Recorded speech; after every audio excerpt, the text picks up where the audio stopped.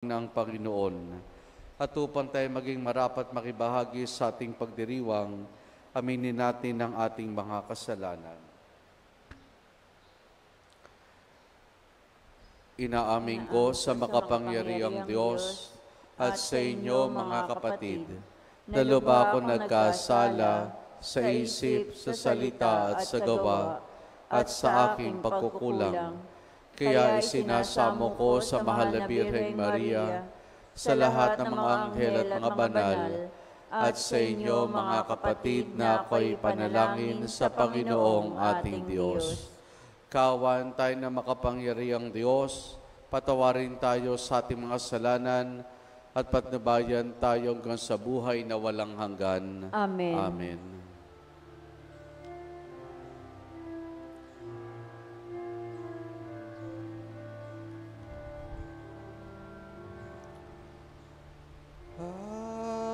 Panginoon, kahawawan mo kami.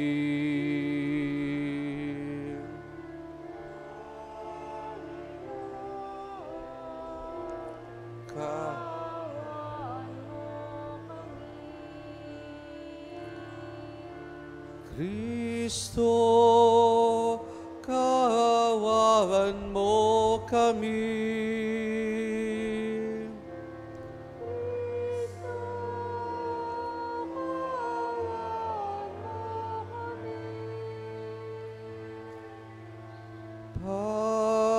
Panginoon, kahawawan mo kami.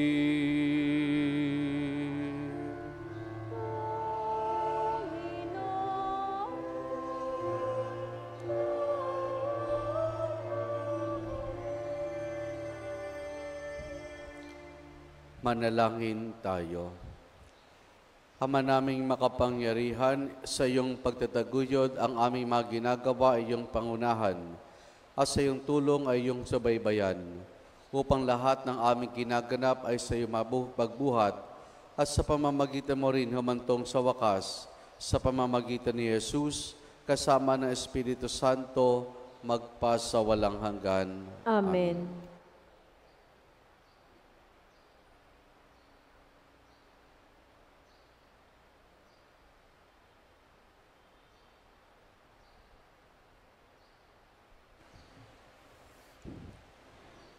Ang salita ng Diyos mula sa aklat ng Deuteronomio. Sinabi ni Moises sa mga tao, nasa inyo ngayon ang kapasayahan. Kayo ang pipili ng buhay at kasaganaan o kahirapan at kamatayan. Kapag sinunod ninyo ang kautusan, inibig ang Panginoon at nilakaran ang kanyang mga landas. Pagpapalain niya kayo sa lupaing ibibigay niya sa inyo. Mabubuhay kayo ng matagal at kanyang pararamihin kayo. Ngunit kapag tumalikod kayo sa kanya at naglingkod sa ibang Diyos, ngayon pa'y sinasabi ko sa inyong malilipol kayo. Hindi kayo magtatagal sa lupain ng tatahanan ninyo sa ibayo ng Jordan. Saksi ko ang langit at lupa na ngayoy inilahad ko sa inyo ang buhay o kamatayan at ang pagpapala o sumpa. Kaya piliin ninyo ang buhay para kayo ang inyong lahi ay magtagal.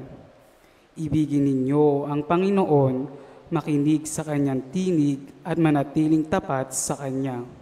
Sa gayoy mabuhay kayo ng matagal sa lupaing ipinangako niya sa ninuno ninyong sina Abraham, Isaac at Jacob. Ang salita ng Diyos. Salamat sa Diyos. Salmong tugunan ang ating pong itutugon, mapalad ang umasa sa Panginoon tuwina. Mapalad ang umaasa sa Panginoon tuwina. Mapalad ang taong hindi naaakit niyong masasama upang sundan niya ang kanilang payot maling halimbawa. Hindi sumasama ang sinumang taong ang laging adikay pagtawanan lamang at hamakamakin ang Diyos na dakila. Nagagalak siyang laging magsaliksik ng banal na aral at ang utos ng poong siyang nabubuhay siya gabit araw. Mapalad ang umaasa sa Panginoon tuwina. Ang katulad niya isang punong kahoy sa tabing batisan. Sariwa ang dahot, laging namumunga sa kapanahunan. At anumang gawain ay nagtitiyak na magtatagumpay. Mapalad ang umaasa sa Panginoon tuwina. Ngunit iba't ibang ang masamang tao, ipa ang kawangis.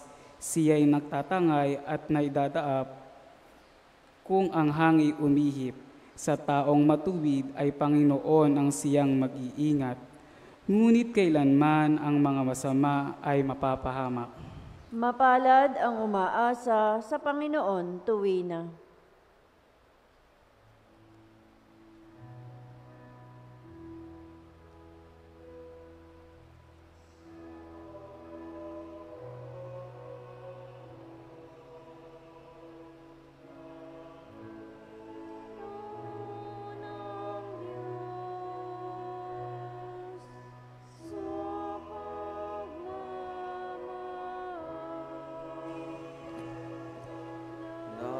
Naroroon ang Diyos. Sumainyo ang Panginoon. At sumaiyo rin. Ang mabuting balita ng Panginoon ayon kay San Lucas. Papuri sa iyo, Panginoon. Noong panahong iyon, sinabi ni Jesus sa kanyang mga alagad, ang anak ng tao ay dapat magtiis ng maraming hirap, itatakwil siya ng matatanda ng bayan, ng mga punong saserdote at ng mga eskriba. Ipapapatay nila siya, ngunit sa ikatlong araw ay muling mabubuhay. At sinabi niya sa lahat, kung ibig niyo namang sumunod sa akin, limutin niyang ukol sa kanyang sarili, pasanin araw-araw ang kanyang krus at sumunod sa akin. Ang naghahangad na magligtas ng kanyang buhay ay siyang mawawalan nito. Ngunit ang mag-alin ng kanyang buhay alang-alang sa akin ay siyang magkakamit noon. Ano nga ang mapapala ng tao? Makamtan man niya ang buong sanlibutan kung ang katumbas naman nito ang kanyang buhay. Ano nga ang mapapala niya kung siya'y mapapahamak? Ang mabuting balita ng Panginoon. Pinupuri ka namin, Panginoong Hesukristo. Magandang umaga po sa ating lahat. Mga kapatid, ang ebanghelyo na ating napakinggan sa araw dito, Huwebes patapos ang Miyerkules ng Abo, ay madalas nating nadidinig.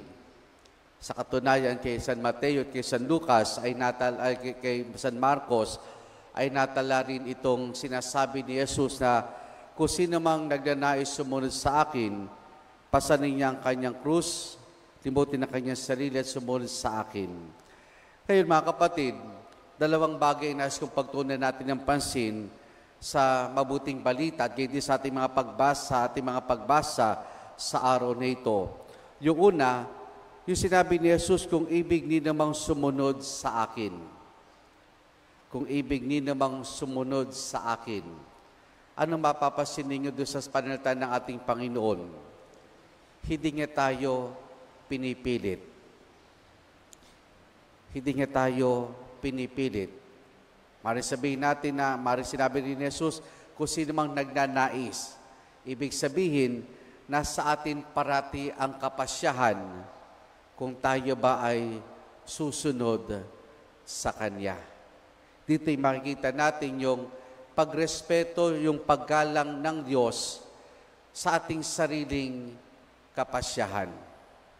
Hindi niya ipipilit ang Kanyang sarili, hindi niya tayo pipiliting sumunod sa Kanya, bagkus tayo mismo ang magpapasya, tayo mismo ang magdedesisyon sa pagsunod natin sa Kanya.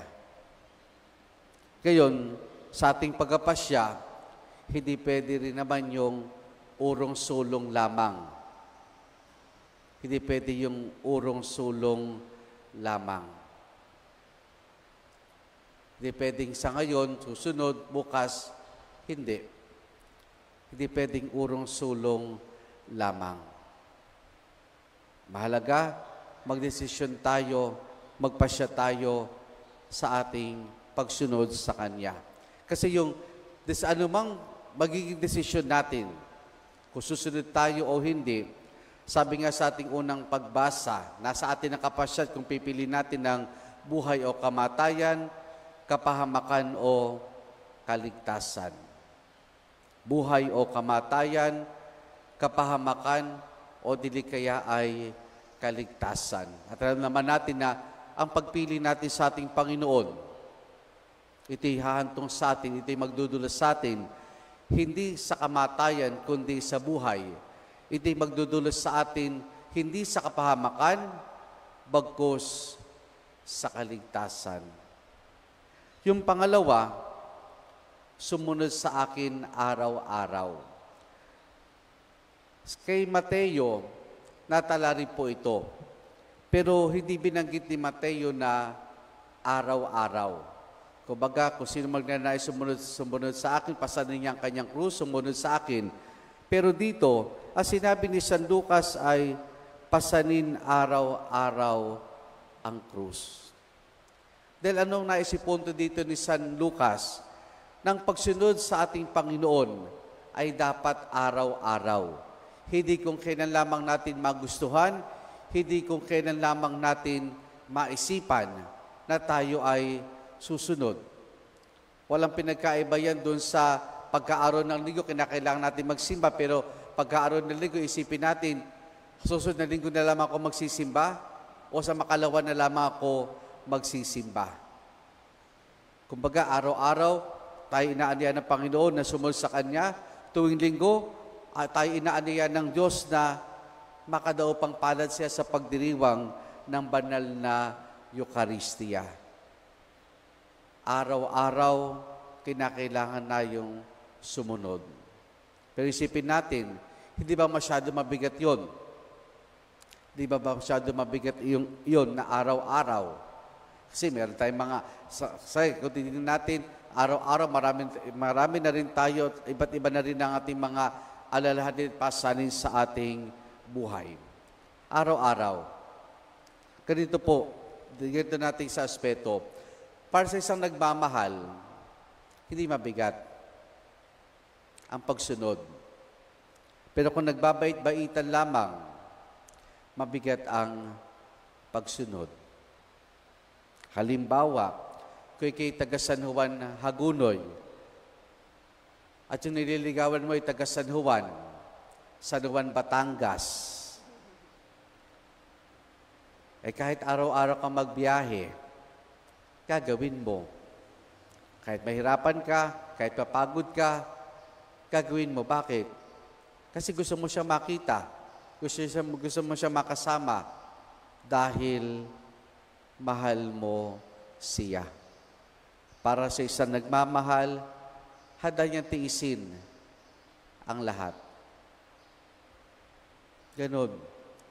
Sa pagsunod, hindi lang natin kinikonsider dito na sumunod ako, nakasusunod ako, kundi kinakailangan na sumusunod tayo dahil nagmamahal tayo. Dahil mahal natin ng Diyos, kung kaya tayo makapagpapasya na sumunod sa Kanya, pasanin ang ating mga krus, limutin nating mga sarili, kahit ito'y gawin natin araw-araw. Amen.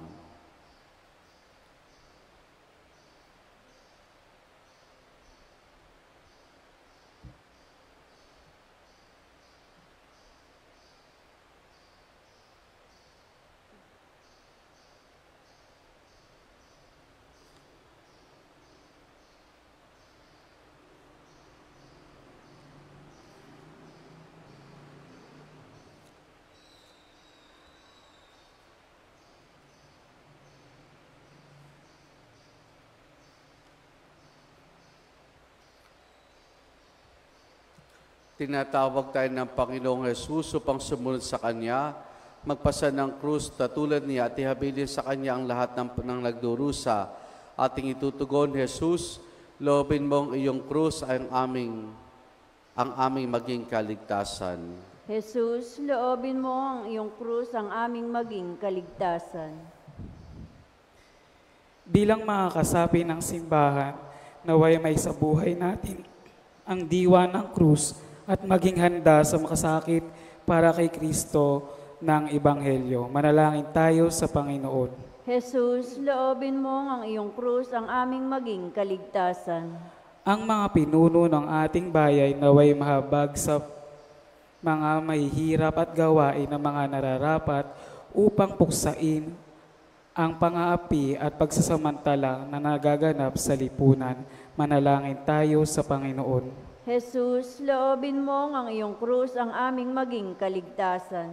Ang mga nagdurusa, mga dukha, may sakit, may kapansanan at mga bilanggo, naway hindi mawala ng pag-asa, bagkus ay makaranas ng nagpapahiwag ng pag-ibig ng Diyos. Manalangin tayo sa Panginoon.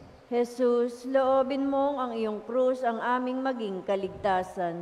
Ang mga nag-iisa sa buhay naway makatagpo ng mga taong handang dumamay sa kanilang mga problema sa buhay. Manalangin tayo sa Panginoon. Jesus, loobin mo ang iyong krus ang aming maging kaligtasan. Ang ating mga minamahal na yumao, maging ang kanilang mga naunang pumanaw ng mga mahal sa buhay, naway makaisa ng Diyos sa langit sa pagsawalang hanggan. Manalangin tayo sa Panginoon. Jesus, loobin mo ang iyong krus ang aming maging kaligtasan. Sama rin natin sa ating pananalangin sa misang ito ang natatayang kahilingan ni na Josephine Bardos at Joel Bardos. Patuloy nating dalangin na pagbuti ng kalusugan ni na Maricrisina Laderas Mangginaw, Natalia Reyes, Ermelda Calisa at Rafaela Tamalyuan. At para sa kapayapaan ng kaluluwa ni na Orlando, Adelaida, Elsa, Sami, Maria, Rafael, Reo, Margarita, Mary, Cirilo, Zeni, Florencio Sr., at Edilberto Sr. Ating indulog sa Diyos, iba pa nating intensyon at panalangin. Diyos na aming Ama, ang pagkapakasakit at pagkamatay ng iyong anak ang nagbibigay ng buhay sa mundo. Tulungan mo kaming alalahanin ang kahalagahan ng mga krus at paghihirap, hindi lamang sa mabibigat na pagsubok, kundi maging sa mga pagpapasyang ginagawa namin araw-araw. Hinihiling namin ito sa pamamagitan ni Jesus na aming Panginoon. Amen.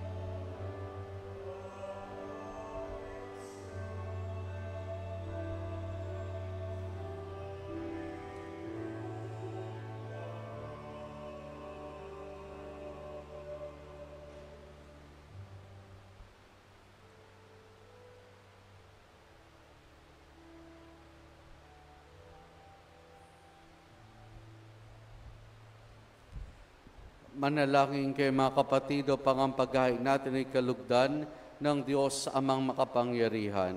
Tanggapin nawa ng Panginoon itong paghahain sa iyong mga kamay, sa kapurihan niya at karangalan sa ating kapakinabangan at sa buong sambayanan niyang banal. Ama naming lumikha, tunghayan mo ang mga alay naming sa dambana ay nakahain, upang iyong minagandang loob na ibigay ay aming maihandog sa pagsamba sa iyong ngalan, sa pamamagitan ni Jesus kasama ng Espiritu Santo, magpasawalang hanggan. Amen. Sumainyo ang Panginoon. At sumayo rin. Taas sa Diyos sa inyong puso at diwa. Itinaas na namin sa Panginoon. Pasalamatan natin ang Panginoong ating Diyos. Marapat na siya ay pasalamatan. Ama naming makapangyarihan, tunay nga marapat na ikaw ay aming pasalamatan sa pamamagitan ni Jesus na aming Panginoon. Binibigyan mo kami ng bagong pagkakataon upang ganapin ang paghahanda ngayon para sa pagdiriwang ng muling pagkabuhay. Kaysa ng iyong anak na minamahal, aming inilalaan ng panahon, talino at yaman para ganapin ang iyong kalooban ng kapwa-tao'y lubos sa damayan. Sa pagdiriwang namin sa aming pagsilang bilang mga kaanib ng iyong sambayanan, kami yung pinagkakamit ng katayuang ganap at sa pagtatangkilik. Kaya kaisa ng mga anghel, nagsisiawit ng papuri sa nang walang humpay sa kalangitan, kami nagbubunyi sa iyong kadakilaan.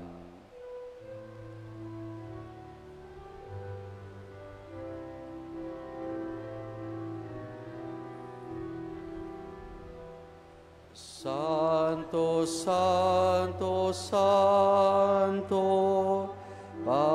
Panginoong Diyos, napupuno ang langit at lupan, kadakilaan mo.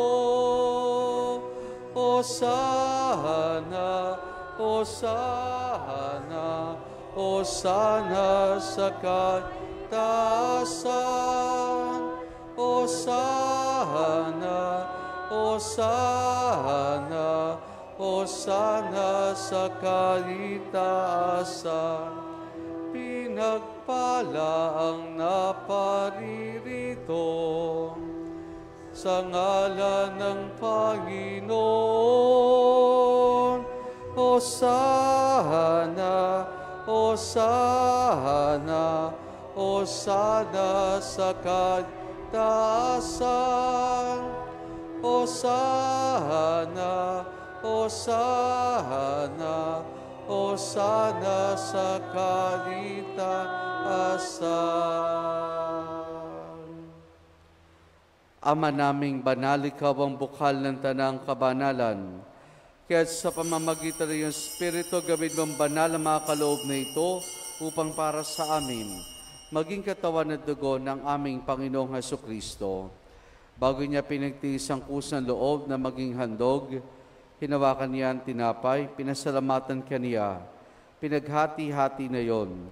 Iniabot sa kanya maalagad at sinabi, tanggapin ninyo lahat ito at kanin itong aking katawan na ihahandog para sa inyo.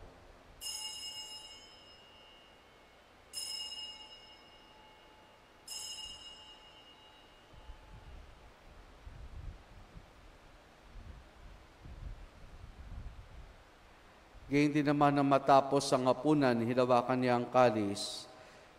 Muli kanyang pinasalamatan. Iniabot niya ang kalis sa kanyang maalagad at sinabi, tanggapin ninyo lahat ito at inumin itong kalis ng aking dugo ng bago't walang hanggang tipan. Ang aking dugo ay bubuhos para sa inyo at para sa lahat sa kapagpapatawad ng mga kasalanan. Gawin ninyo ito sa pag-alaala sa akin.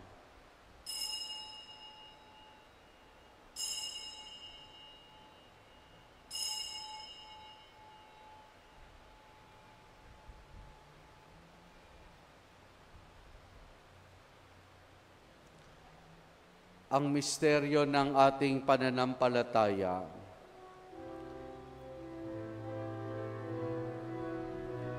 Sa krus mo at pagkabuhay, kami tinubos mong tunay.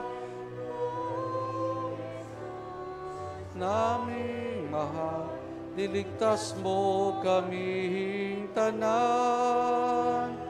Pong Jesus, naming mahal, ngayon at magpakailanman. Ama, ginagawa namin ngayon ang pag-alaala sa pagkamatay at muling pagkabuhay ng iyong anak, kaya tinialay namin sa iyong tinapay na nagbibigay buhay at ang kalis sa kakaloob ng kaligtasan.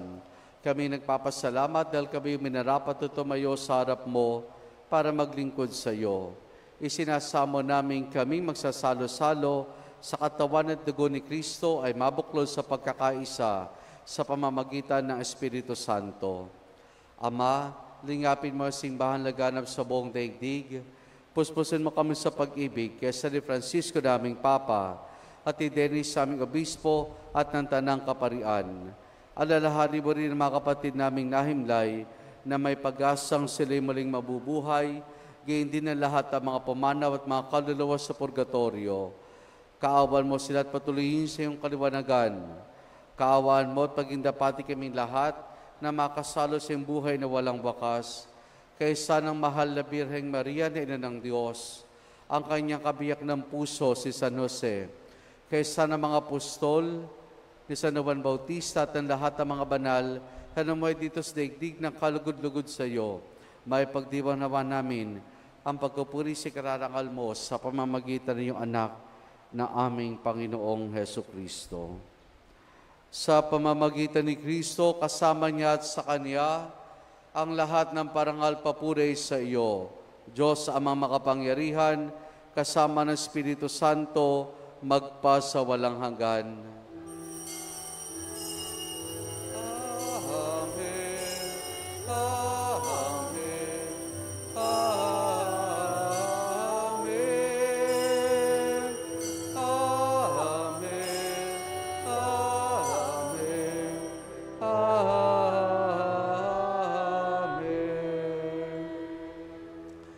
Sa tagubiling mga nakagagaling na utos sa turo ni Jesus na Panginoon natin at Diyos, ipahayag po natin ng lakas loob.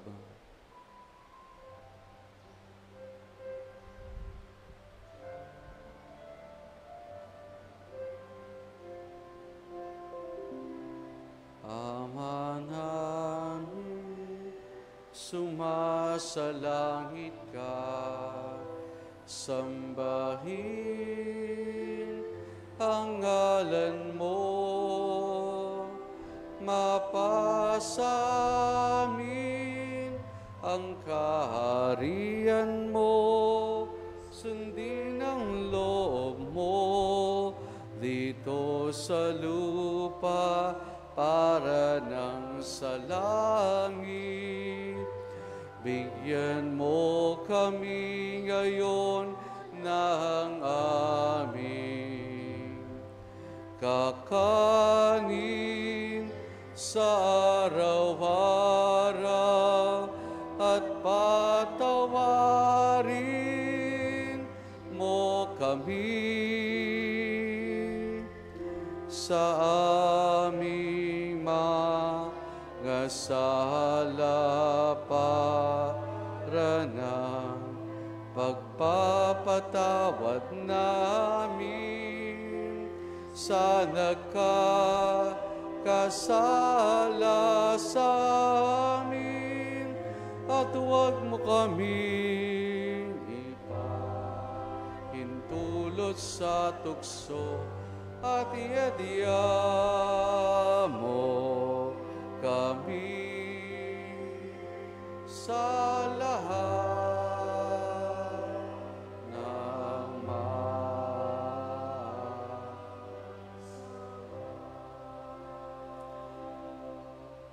hinihiling namin kay Maria sa lahat ng masama, pagkalooban ng kapayapaan, araw-araw iligtas sa kasalanan, at ilayo sa lahat ng kapahamakan, samantalang aming masayang pinananabikan ang dakilang araw ng pagkapahayag ng tagapagligtas naming si Jesucristo. Sapagkat iyo ang kaharian at ang kapangyarihan at ang kapurihan magpakailanman. Amen. Panginoong Jesucristo, sinabi mo sa iyong mga apostol, kapayapaan ang iniwang ko sa inyong aking kapayapaan ay binibigay ko sa inyo. Tunghayan mo ang aming pananampalataya at huwag ang aming mga pagkakasala. Pagkalooban mo kami ng kapayapaan at pagkakaisa ayon sa iyong kalooban, kasama ng Espiritu Santo, magpasawalang hanggan. Amen. Ang kapayapaan ng Panginoon ay lagi nawang sumainyo. At sumaiyo rin. Mga kapatid, maghangad at pagbahagi po tayo ng kapayapaan ni Jesus sa isa't isa. Peace be with you.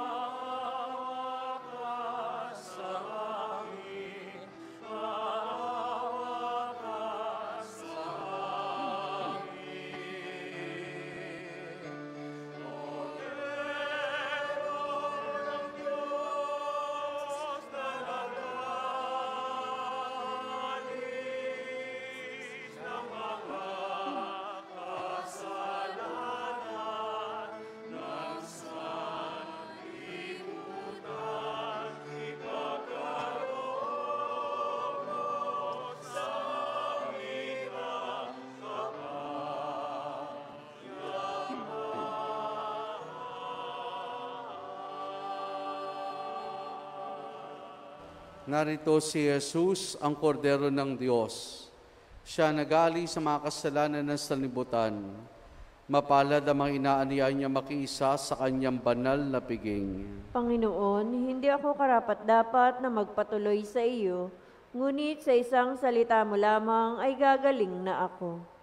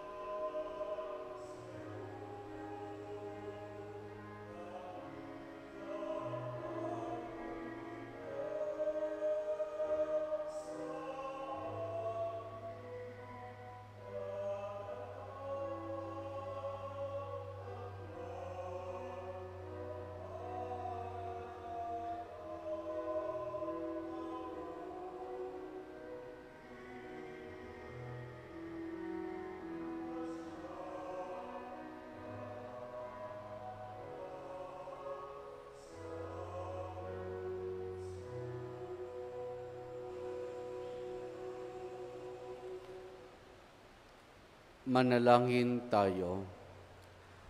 Ama naming mapagmahal, sa pagsasalo namin sa pagiging mong banal, ang paghaing ito sa kapagpapatawad ng mga kasalanan ay siya rinawang laging magdulot ng kaligtasan sa pamamagitan ni Jesus kasama ng Espiritu Santo magpasawalang hanggan. Amen. Sumainyo ang Panginoon At sumaiyo rin. at pagpalain tayong lahat ng mabutit mapagmahal na Diyos Ama, Anak at Espiritu Santo. Amen. Nayalay na natin ang pagdiriwan ng banal na misa, humayo tayo at araw-araw ay magpasya na sumunod sa Panginoon. Salamat sa Diyos. Magandang umaga po sa ating lahat. Magandang umaga po.